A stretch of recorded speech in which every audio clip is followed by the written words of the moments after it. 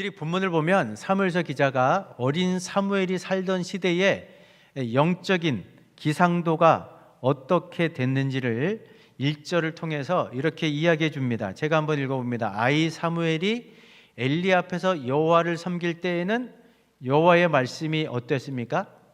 희귀하여 이상이 흔히 보이지 않았다. 칠흑 같은 영적 어둠이 드리워져 있다 보니까 그 시대를 살아가는 사람들 중에 하나님의 말씀을 듣는 사람들이 잘 없었다는 거죠. 거의 없었다는 거죠. 그렇다고 해서 하나님께서 그 시대를 향해서는 하늘의 문을 완전히 닫아 놓으신 것은 아닙니다. 사무엘서 기자는 이 사실을 3절 상반절에 보니까 하나님의 등불은 아직 어떻게 하고 있습니까? 꺼지지 않았다는 이 표현을 통해서 정말 말씀을 듣기 희귀한 시대이긴 했지만 영적인 어둠이 짙게 드리워져 있다 보니까 하나님의 말씀을 듣기 어려운 시대이긴 했지만 그렇다고 해서 하늘문이 다 닫힌 것은 아니다. 하나님의 말씀이 전혀 들리지 않는 것은 아니다. 여전히 하나님은 그 시대의 사람들을 향해서 말씀하고 계셨다는 사실을 아직 여호와의 등불은 꺼지지 않았다는 이 표현을 통해서 우리들에게 알려주고 있습니다. 오늘 구약의 선지자 가운데 아모스 선지자가 종말이 되면은 사람들이 먹지 못한 굶주림이나 물을 마시지 못한 기갈, 그런 기근이 아니라 말씀을 듣지 못한 영적 기근이 찾아올 것이라는 것을 우리들에게 말하고 있습니다.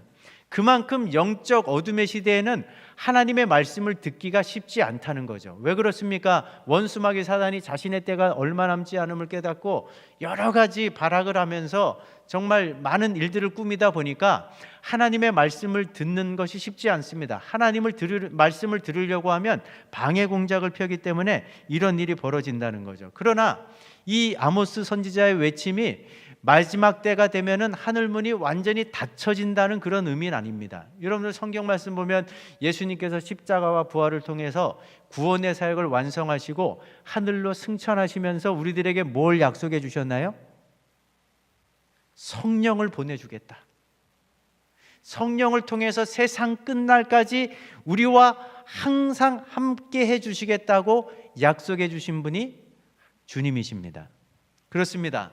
마지막 때가 되면요, 사탄도 최후의 발악을 하겠지만 그걸 반대의 입장에서 생각해 보면 하나님도 잃어버린 영혼들을 구원할 때가 얼마 남지 않았기 때문에 당신의 일꾼들을 통해서 세계 민족들 가운데 잃어버린 영혼들을 구원하기 위해서 이전보다 더 힘있게 일하실 거라는 거죠.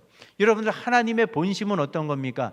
이 세상 사람들이 자기 죄악 가운데 살다가 심판을 받아 지옥의 구렁텅이로 빠지는 것, 이게 하나님이 원하시는 게 아닙니다. 하나님은요, 성경을 통해서 말씀하고 있지만 이 땅에 사는 모든 인생들이 다 회개하고 구원받기를 원하시는 것이 하나님의 본심이라고 성경은 증언하고 있습니다.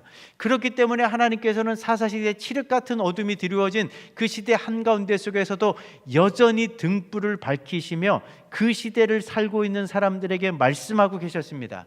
마찬가지로 우리가 살아가는 이 시대, 소돔과 고모라를 능가하는 시대입니다.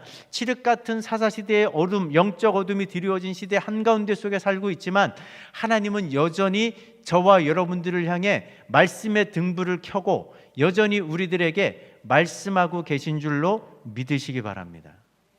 이걸 우리가 오늘 본문 말씀을 통해서 첫 번째로 배울 수 있는 겁니다. 하나님은 시대와 상관없이 항상 우리들에게 말씀하고 계신다는 거죠. 여러분, 성경이 증거하는 하나님은요, 항상 말씀하시는 하나님입니다.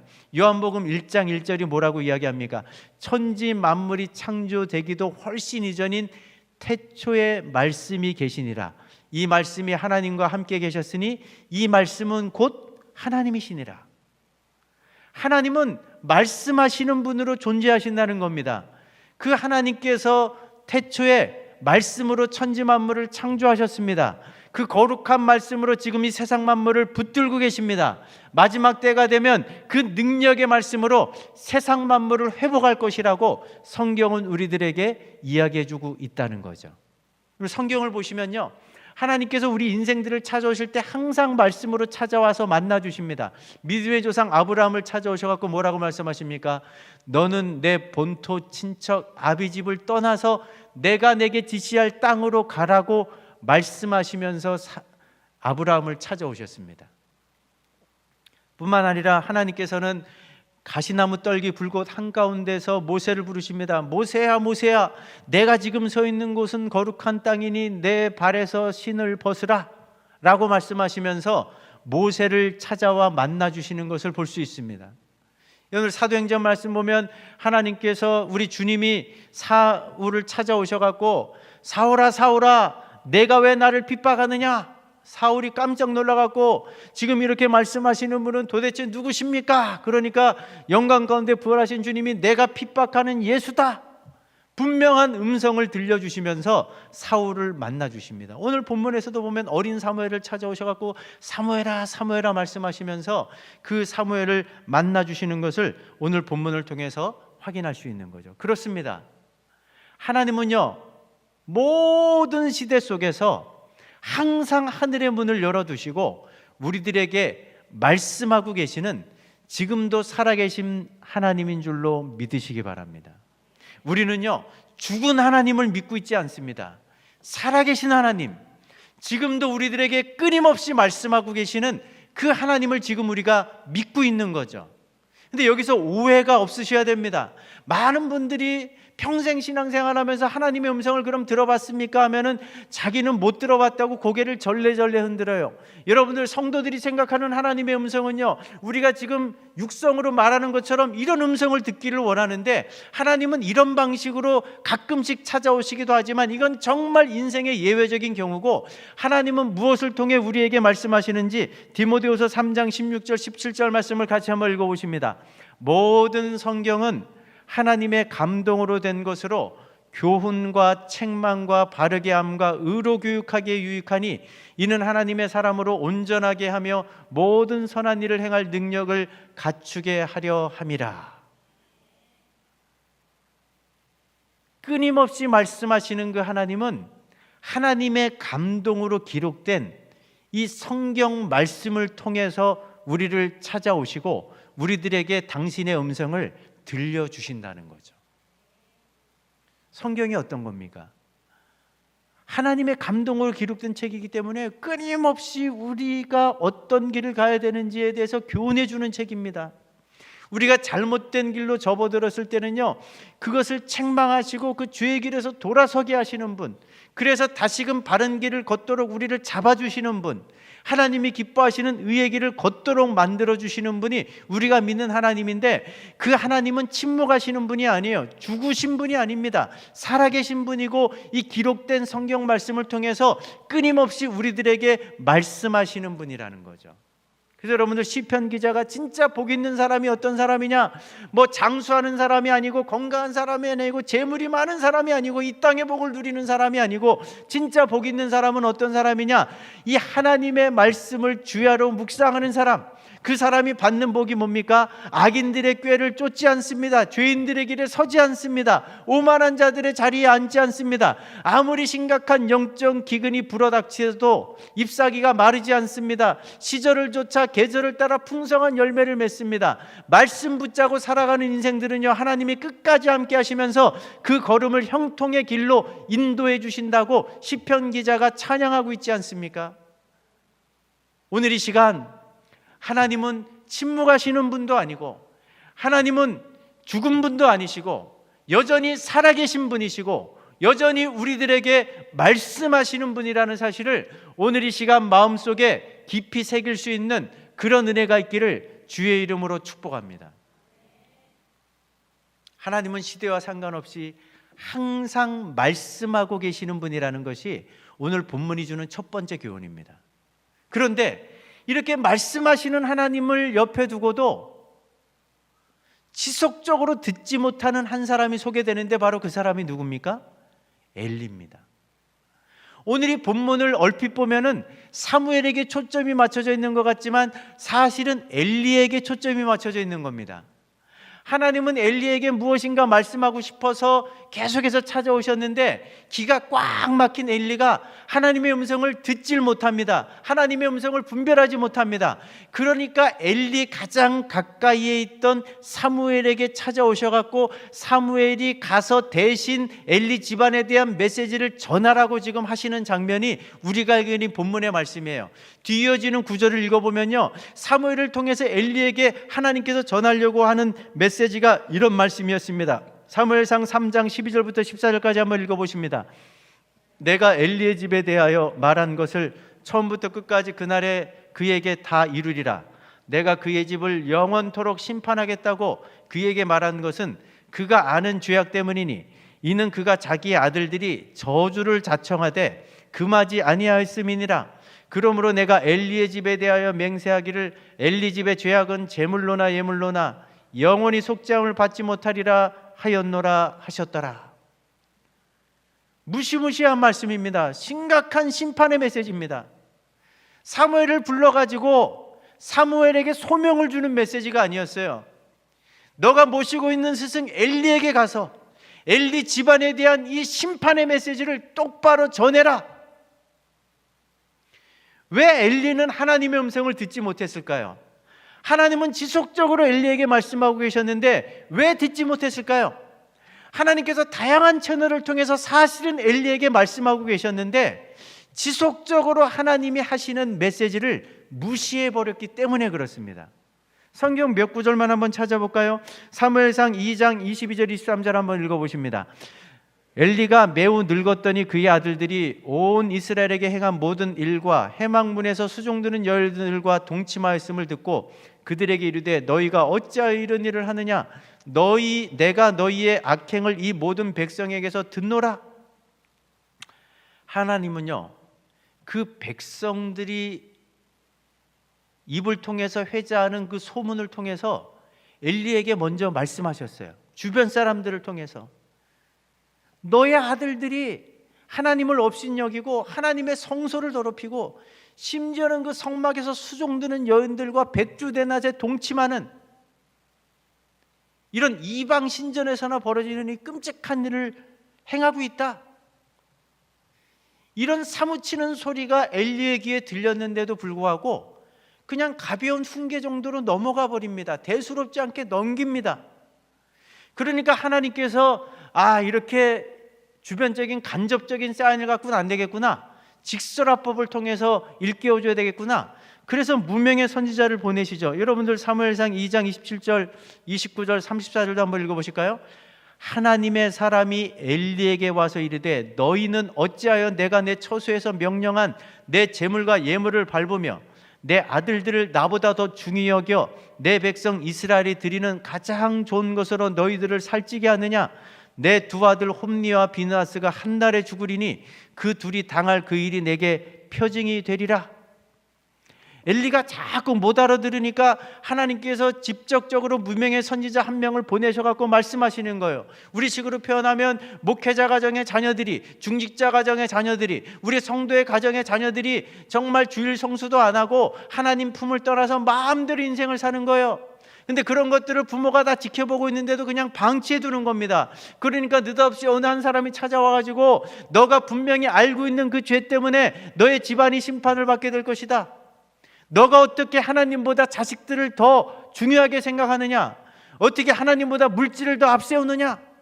그러면서 이 부분을 정말 중심으로 뉘우치며 회개하지 않는다면 하나님의 임박한 심판을 피할 수 없을 것이라는 이 직설화법에 무명의 선지자가 전해주는 메시지를 들었습니다. 그런데도 엘리가 이 메시지를 듣고도 별다른 반응을 보이지 않은 거예요.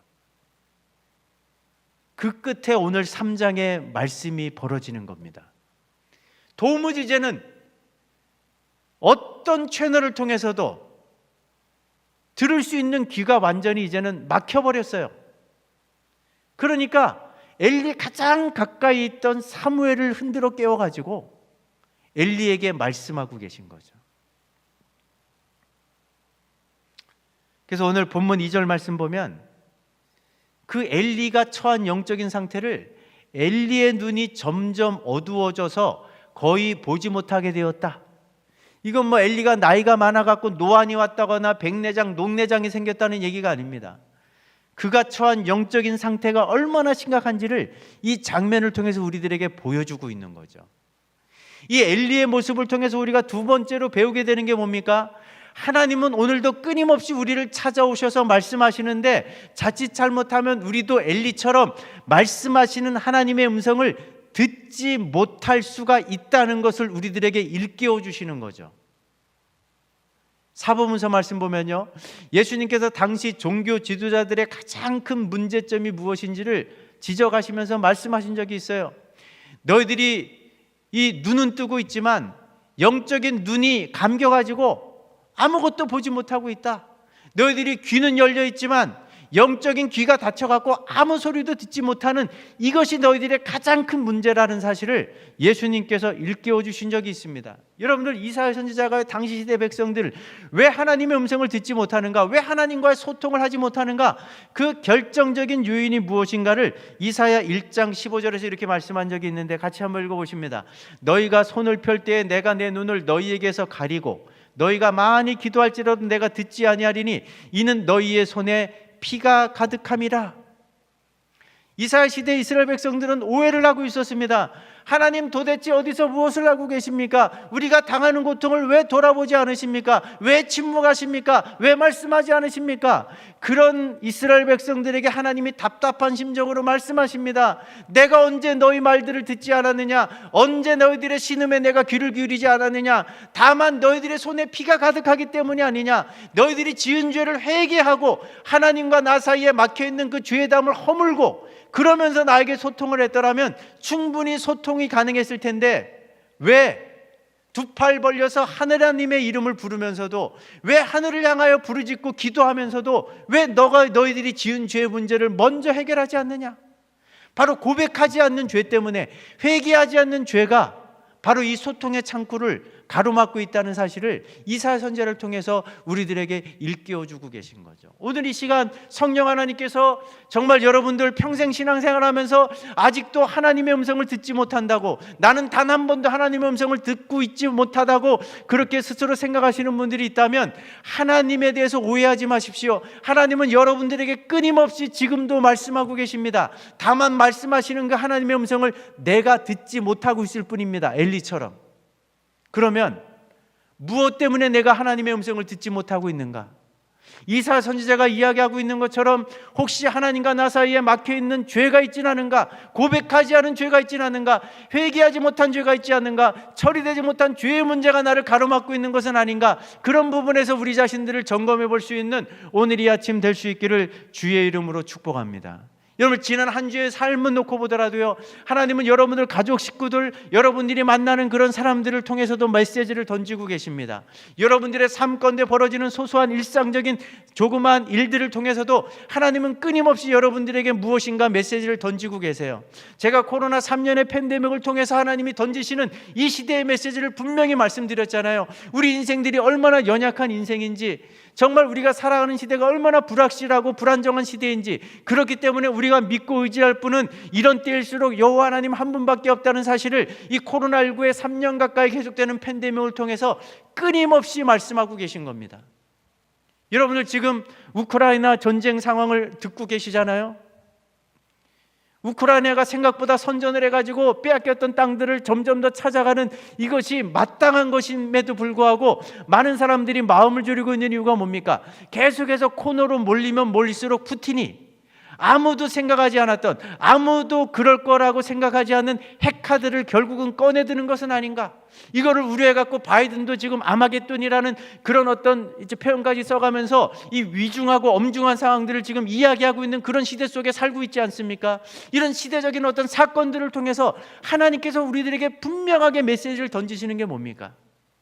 때로는 너무나 이 세상에 마음을 빼앗겨버린 우리를 흔들어 깨우시는 거예요. 하나님과 우리 사이를 가로막고 있는 죄의 담을 허물기 위해서, 회개의 자리로 이끄시기 위해서 다양한 사건들을 만드시는 겁니다. 때로는 자식을 하나님보다 앞세우는 저희들, 물질을 하나님보다 앞세우고 있는 우리들, 우리 불신앙적인 모습들, 우상을 섬기는 우리의 모습들을 흔들어 깨우시기 위해서 다양한 사건들을 만드시는 겁니다. 다양한 만남을 허락하시는 겁니다. 다양한 마음의 고민들을 우리들에게 허락하시는 것은 하나님이 다양하게 보내시는 사인들입니다. 근데 이런 사인들을 지속적으로 엘리처럼 무시하면요, 어느 순간 우리 귀가 완전히 닫혀버리는 겁니다. 우리 마음 상태가 완전히 길가와 같이 되는 거예요. 그러면 더 이상 하나님의 음성이 들리지 않습니다. 아무리 다양한 채널을 갖고 우리를 접촉하려고 해도 하나님의 음성이 들리지 않으니까 결국은 다른 사람들을 통해서 들을 수밖에 없는 그런 안타까운 상황도 우리가 맞닥뜨릴 수 있다는 것, 이 사실을 생각해 보시면서 지금 나는 영적으로 어떤 상태인가? 혹시 하나님의 음성이 들리지 않는다면 내가 해결해야 되는 어떤 문제가 있지는 않은가? 내가 고백해야 되고 내가 처리해야 되는 죄의 문제가 있지는 않은가? 그런 면에서 우리 자신들을 생각하시면서 정말 우리 창운대교의 모든 성도들이 엘리와 같은 그런 안타까운 상황들을 맞닥뜨리지 않는 그런 은혜가 있기를 주의 이름으로 축복합니다. 오늘 이 본문이 우리에게 세 번째로 주는 교훈은요, 사무엘을 통해서, 사무엘도 하나님의 음성에 반응하기까지는 네 번째야 비로소 반응하는 사무엘의 모습을 보게 됩니다. 여러분들 10절 말씀 같이 한번 읽어보실까요?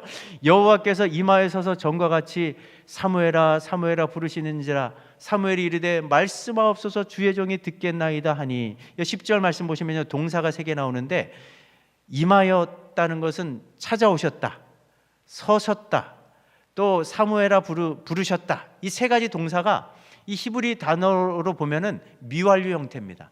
그러니까 하나님이 한 번 부르시고 사무엘이 반응하지 않으니까 떠나셨다가 또 두 번째 찾아오시고 또 세 번째 찾아오시고 급기야 네 번째 찾아왔다는 의미가 아니라, 사무엘은 반응하지 않았는데 사무엘이 반응할 때까지 하나님이 결코 그 자리를 떠나지 않고 계속해서 그 자리를 지키면서 사무엘이 반응할 때까지 계속 부르고 계셨다는 거예요. 이 장면을 통해서도 하나님은 끊임없이 우리를 찾아오셔갖고 끊임없이 우리들에게 말씀하고 계신 분이라는 사실을 이 장면을 통해서도 확인할 수 있는 겁니다. 근데 네 번째야 반응하고 있는 이 어린 사무엘의 모습을 통해서 우리가 배울 수 있는 세 번째 교훈이 뭡니까? 처음부터 하나님의 말씀을 잘 듣는 사람은 없습니다. 하나님의 말씀인지를 분별하고 하나님의 음성을 듣기 위해서는 우리에게도 훈련이 필요하다는 것을 이 본문의 사건이 우리들에게 교훈해 주고 있는 거죠. 여러분들, 예수님께서요, 이 땅을 살아가고 있는 하나님의 자녀들은 반드시 아버지 하나님의 음성을 들을 수 있고 그 음성을 분별할 수 있고 그 음성을 따라갈 수 있다라고 분명하게 주님이 말씀하셨습니다. 요한복음 10장 27절 말씀 한번 읽어보십니다. 내 양은 내 음성을 들으며 나는 그들을 알며 그들은 나를 따르느니라. 하나님의 자녀들은 아버지의 음성을 들을 수 있다는 거예요. 그리고 그 사랑하는 자녀들은 아버지의 음성을 듣고 그 음성을 따라 살면서 따라갈 수 있는 그런 자리로 나갈 수 있다고 예수님이 말씀하셨잖아요. 근데 이 하나님의 음성을 들으려면 먼저 이것이 하나님의 음성인지 아닌지를 분별하는 훈련을 해야 됩니다. 왜 그러냐면 우리 귀에 들려지는 음성이 다 하나님의 음성이 아니에요. 어떤 소리는 하나님의 음성이지만 어떤 소리는 사탄의 소리예요. 우리 마음속에서 생겨나는 그런 생각과 마음의 음성들도요, 성령 하나님께서 들려주시는 음성도 있지만 우리의 타고난 죄성, 이 타락하고 부패한 이기심과 욕망 속에서 들려지는 음성도 있기 때문에 그렇습니다.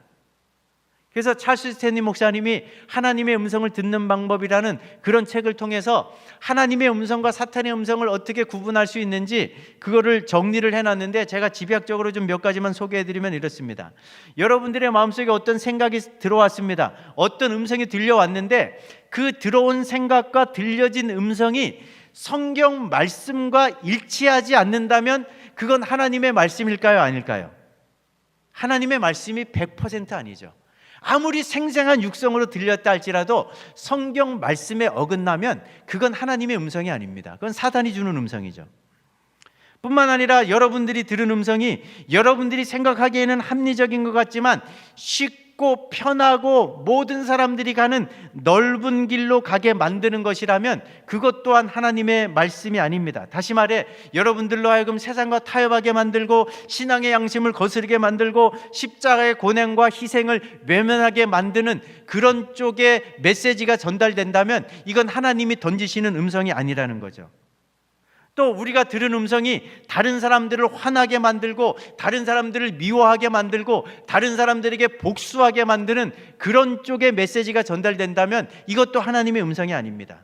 또 우리가 들었던 음성이 우리의 마음을 조급하게 만들어가고 믿음으로 인내하게 하지 못한다면 이 또한 하나님의 음성이 아니라는 거죠. 그러니까 우리는 끊임없이 우리에게 들려지는 소리들, 우리 마음속에 생겨나는 생각들, 이런 것들이 하나님께로부터 온 것인지 아니면 사단으로부터 온 것인지 성령의 음성인지 아니면 육신의 죄성을 따라 그 달콤한 유혹의 소리인지를 우리가 끊임없이 구분할 수 있어야 되는데, 여러분들 이 부분과 관련해 갖고 성령 하나님이 우리 마음속에서 도와주세요. 여러분 로마서 8장 말씀 있지 않습니까? 성령이 말할 수 없는 탄식으로 우리를 위하여 하나님의 뜻대로 친히 간구하시느니라. 우리가 영적으로 깨어있고 성령의 은혜 가운데 머물려고 부단히 노력하면 성령 하나님께서 우리를 각성시키셔가지고 하나님의 소리인지 사탄의 소리인지를 분별할 수 있는 그런 영적인 분별력을 저와 여러분들에게 허락해 주시는 줄로 믿으시기 바랍니다. 이런 분별력을 가지고 우리가 하나님의 음성을 잘 들으려고 할 때 어떤 훈련을 해야 되느냐? 다른 훈련이 없어요. 교회가 지속적으로 강조하는 말씀과 큐티와 기도의 훈련.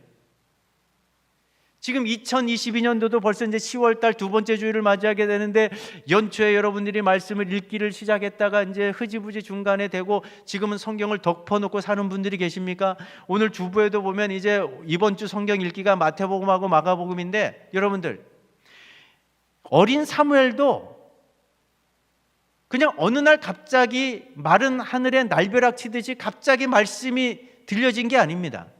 어머니 한나의 그 품 안에 있을 때부터 말씀에 노출됐던 아이가 사무엘입니다. 엘리 밑에서 끊임없이 말씀을 배우던, 말씀 속에 거하던 어느 날 하나님의 음성이 들려지기 시작했다는 거죠. 그렇습니다. 우리가 그냥 성경을 내팽개치고 살다가 삶이 힘들고 어려워질 때 그냥 아무데나 성경을 딱 펴면 혹시 하나님의 음성이 들릴까 하고 읽는 그런 정도의 말씀을 가지고 하나님이 우리를 찾아오진 않습니다. 여러분들이 날마다 성경을 읽으시고 날마다 한 단락이라도 붙잡고 큐티하고 묵상하시고 그리고 이렇게 주일날 말씀을 듣고 그러면서 꾸준히 말씀 생활하는 자리로 나갈 때 하나님께서 그 과정을 통해서 자연스럽게 우리의 영적인 귀를 열어주시는 겁니다.